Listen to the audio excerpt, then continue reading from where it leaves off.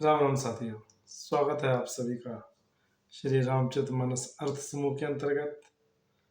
आज हम श्री रामचरितमानस बालकांड के 44वें दोहे में प्रवेश कर रहे हैं।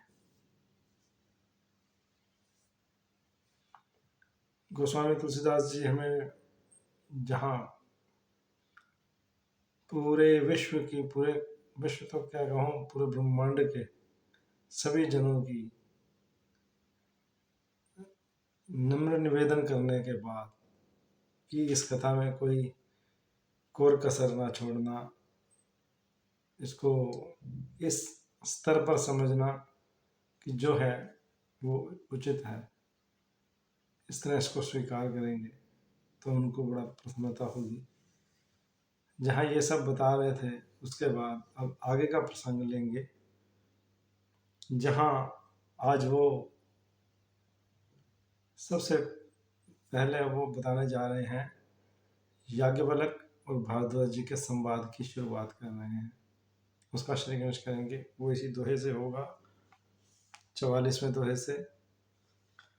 तो 43वें के खा भाग को हम आधार बनाकर इसको आगे क्रम में लेंगे। अब रघुपति पद पंकरुहु हिय धरि पाई प्रसाद, कहूँ जुगल मुनि बरे कर मिलन सुभग संवाद। गोस्वामी तुलसीदास जी बता रहे हैं कि अब मैं श्री रघुनाथ जी के चरण कमलों को हृदय में धारण कर और उनका प्रसाद पाकर दोनों श्रेष्ठ मुनियों के मिलन का सुंदर संवाद वर्णन करता हूँ। यहाँ से हम कह सकते हैं कि पृष्ठभूमि अभी बनती भी रहेगी और आगे चलेगी भी, क्रम ऐसा ही चलेगा, मगर सही मायने में जो राम कथा की प्रसंगों की शुरुआत है वो यहाँ से हो जाएगी। अब भारद्वाज मुनि बसहि प्रयागा, तिनहि राम पद अति अनुरागा, तापस सम दम दया निधाना, परमारथ पथ परम सुजाना। भारद्वाज मुनि प्रयागराज में बसते हैं। उनका श्री रामचंद्र जी के चरणों में अत्यंत प्रेम है।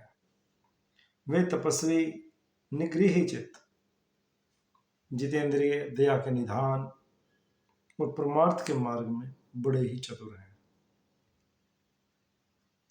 माघ मकरगत रवि जब हुई, माघ में जब सूर्य मकर राशि पर आते हैं तब तीर्थ पतहि आप सब कोई, तीर्थराज प्रयाग को सब लोग जाते हैं स्नान वगैरह के लिए, दान पुण्य के लिए तीर्थ यात्रा करते हैं प्रयागराज की। तीर्थों का राजा है प्रयागराज, तभी उसको राज कहा गया प्रयागराज। प्रयाग जो है वो तीर्थों का राजा है। देव धनुज किन्नर नर श्रेणी, सादर मज्जन सकल त्रिवेणी। देवता, दैत्य, किन्नर और मनुष्यों के समूह सादर आदर पूर्वक सब त्रिवेणी में स्नान करते हैं। पूजय माधव पद जल जाता, परसी अखय बटु हर्षहि गाता। भारद्वाज आश्रम अति पावन, परम रम्य मुनिमर मन भावन। श्री वेणी माधव जी के चरण कमलों को पूजते हैं और अक्षय वट का स्पर्श करके उनके शरीर पुलकित होते हैं। भारद्वाज जी का आश्रम बहुत ही पवित्र, परम रमणीय और श्रेष्ठ मुनियों के मन को भाने वाला है। तहाँ होई मुनि विषय समाजा, तहाँ होई मुनि ऋषय समाजा, जाहि जब मज्जन तीर्थ राजा।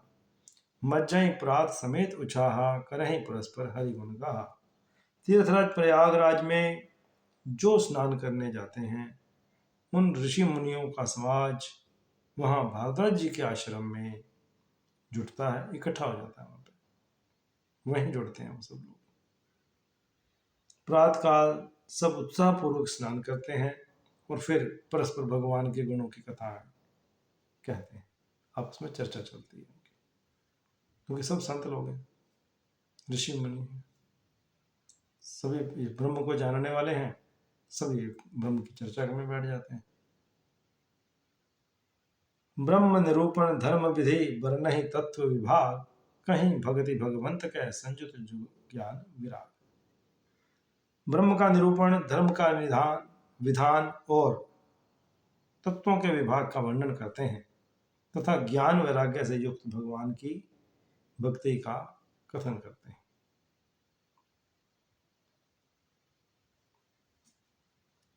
यदि हम चाहें तो आज इसको आगे और बढ़ाया जा सकता है। अभी एक दोहा और लेते हैं 44 के साथ 45वां भी। यही प्रकार भरी माग नहाही पुनि सब निज निज आश्रमय जाही प्रति संबत अति होई आनंदा मकर मज्ज गव नहीं मुनि वृंदा। इसी प्रकार मांग के महीने में पूरे महीने पर स्नान करते हैं और फिर सब अपने अपने आश्रमों को वापस चले जाते हैं जहां उनके अपने निवास स्थान है।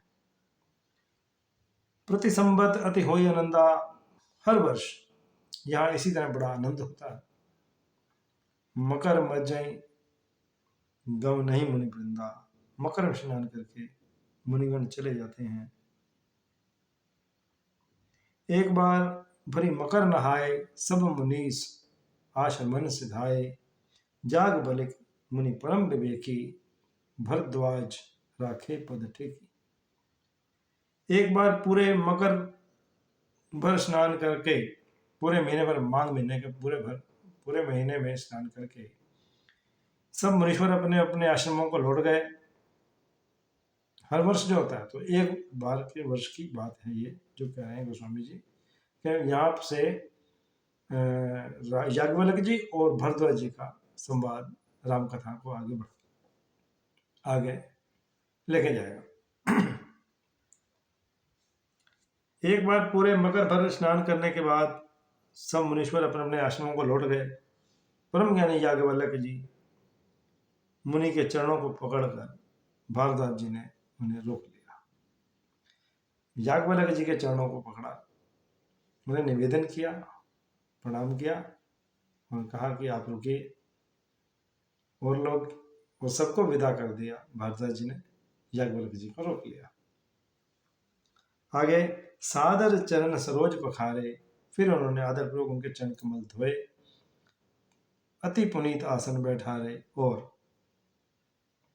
चरण पखारने के बाद उन्होंने बड़े पवित्र आसन पर याज्ञवल्क्य जी को बिठाया कि आप आसन ग्रहण करें।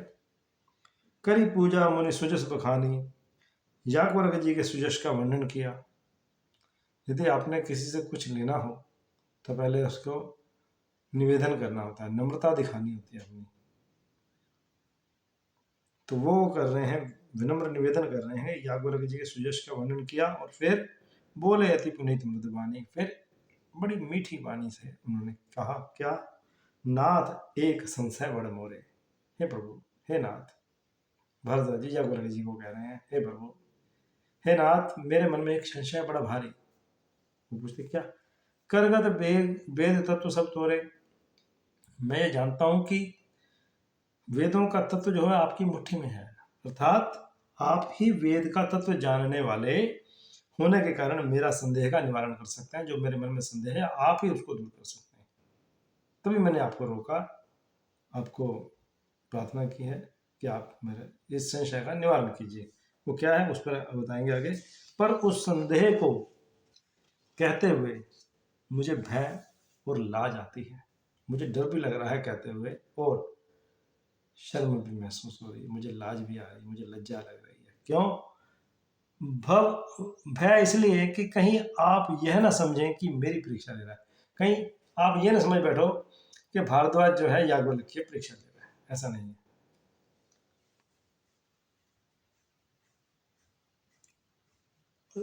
और लाज इसलिए आती है कि इतनी आयु बीत गई है, अब तक ज्ञान भी नहीं हुआ। आप क्या समझेंगे मेरे बारे में कि भारद्वाज को अभी तक इतना ज्ञान भी नहीं है, मुनि बना फिरता अपने आप को, ऐसा तो नहीं।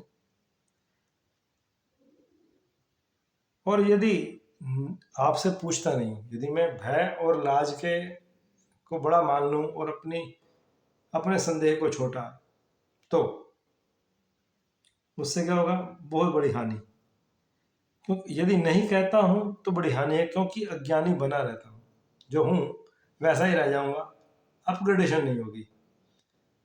मुझे प्रमोशन नहीं मिलेगी, प्रमोट नहीं होऊंगा, मैं आगे नहीं बढ़ पाऊंगा, जो मैं समझ रहा जितना हूँ उतना ही रह जाऊंगा। तो मुझे अपने स्तर को उच्च करना है, ऊपर लेके जाना है, ऊंचा उठाना है उसको। तो कृपया मेरी मदद कीजिए, ऐसा भारद्वाज जी याज्ञवल्क्य जी से निवेदन कर रहे हैं। संत कहेंगे ऐसी नीति प्रभु, श्रुति पुराण मुनि गा, होई न विमल विवेक उर, गुर सन किए दुरा। हे प्रभु, संत लोग ऐसी नीति कहते हैं और वेद पुराण और मुनिजन भी यही बतलाते हैं, क्या कि गुरु जी के साथ छिपाव करने से हृदय में निर्मल ज्ञान नहीं होता। गुरु से कुछ नहीं छिपाना चाहिए।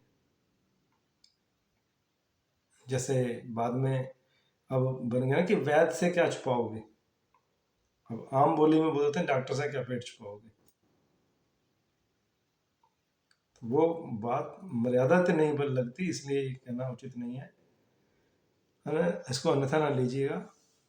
परंतु कुल मिला के बात यही है सारी, कि गुरु से छुपाव करके आप कहीं कहीं नहीं रहते, क्योंकि आप जहाँ होते हो उसी स्तर पर रह जाते हो, आपका अपग्रेडेशन होता ही नहीं है।